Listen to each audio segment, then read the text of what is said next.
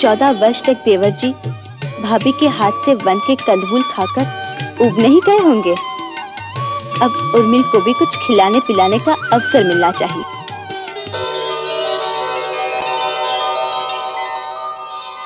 और भरत?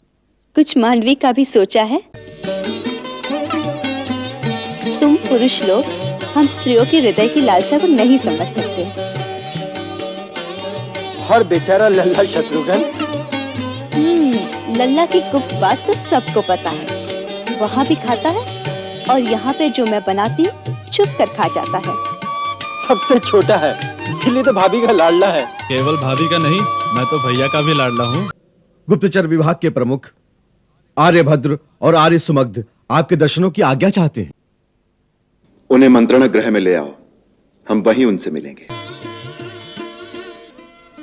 जब महाराज अपने गुप्तचरों से मिलते हैं तो वहां किसी को भी जाने की आज्ञा नहीं। ये गुप्तचर ही तो राजा की आंखें और कान होते हैं, जिनके द्वारा राजा एक ओर अपनी प्रजा और दूसरी ओर अपने राज्याधिकारियों पर दृष्टि रख सकता है कि कौन क्या कर रहा है।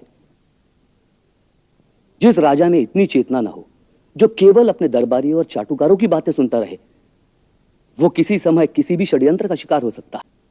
महाराज ने कहा था, राजा का कोई सगा संबंधी नहीं होता। कल सारा दिन नगर में चारों ओर नगरवासी अपने नए राजा का गुणगान करते रहे। उनके विचार में ऐसा आदर्श राजा आज तक अयोध्या को नहीं मिला। कल ऐसी बातें करने का कारण क्या था? कल महादेव वैश्य की पुत्री का विवाह था। बारात मधुरा नगरी के एक बड़े व्यापारी भामंडल वैश्य के यहां से इधर आई थी। आप जानते हैं कि मधुरा के राजा मधु का विवाह महाराज रावण के कुल में हुआ है।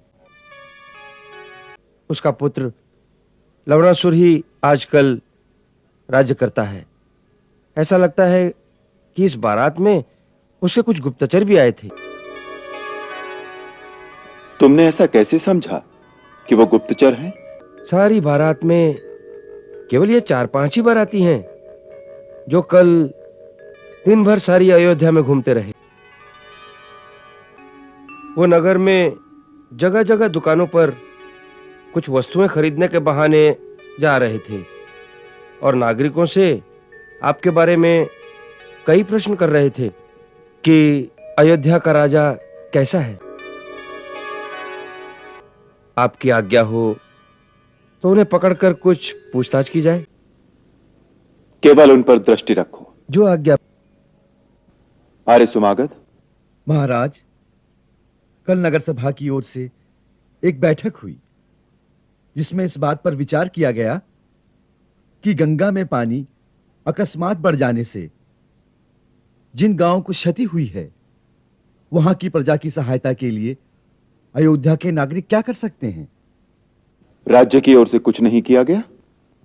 राज्य की ओर से बहुत कुछ किया गया है, परंतु अयोध्या के नागरिक सहायता करना अपना कर्तव्य समझते हैं। ये तो बहुत अच्छी बात है। और कल रात क्या हुआ? कल रात एक स्त्री राजमहल के द्वार पर जोर जोर से चिल्लाकर कह रही थी कि मुझे इसी समय महाराज राम से मिलना है, मुझे न्याय चाहिए। फिर प्रहरी ने द्वार नहीं खोला। उसने कहा, प्रातः राज्यसभा में जाओ। फिर वो रोती रही। प्रहरी ने द्वार नहीं खोला और वो उसी आवेश में चली गई। कौन थी वो? मैंने ये जानने के लिए उसका पीछा करने की कोशिश की, परंतु वो अपने आवेश में इतनी तेजी से भागती हुई सरयू के किनारे अंधकार में खो गई।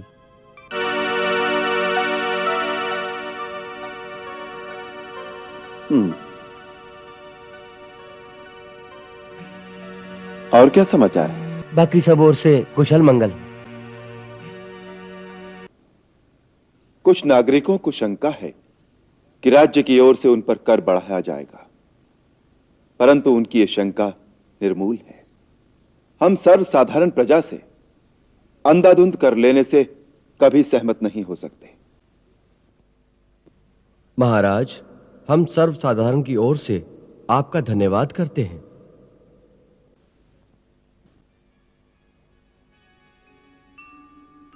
अरे सुमंत, कल रात्रि में राजमहल के द्वार पर एक स्त्री न्याय मांगने के लिए आई थी, परंतु उसे यह कहकर भेज दिया गया कि कल सवेरे आना। क्यों? प्रहरी का कहना है कि महाराज उस समय महारानी के साथ अपने विश्राम गृह में पधार चुके थे। महाराज और महारानी के विश्राम में बाधा ना हो, इसलिए उसे आज प्रातः बुलाया है। अरे सुमंत, यदि न्याय में देरी की जाए तो वो न्याय नहीं अन्याय हो जाता है, और कभी कभी उसका परिणाम बहुत भयानक होता है। हमारे विचार में यदि प्रजा का कोई भी व्यक्ति बेआराम जागता हो तो राजा को आराम से सोने का कोई अधिकार नहीं है।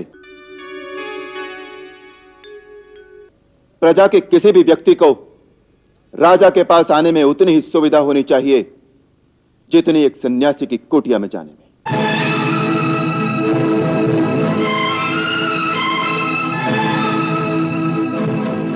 आर्य सुमागत, कल रात्रि में एक दुखिया स्त्री को देखकर भी उसकी सहायता किए बिना जाने दिया, इसके तुम अपराधी हो।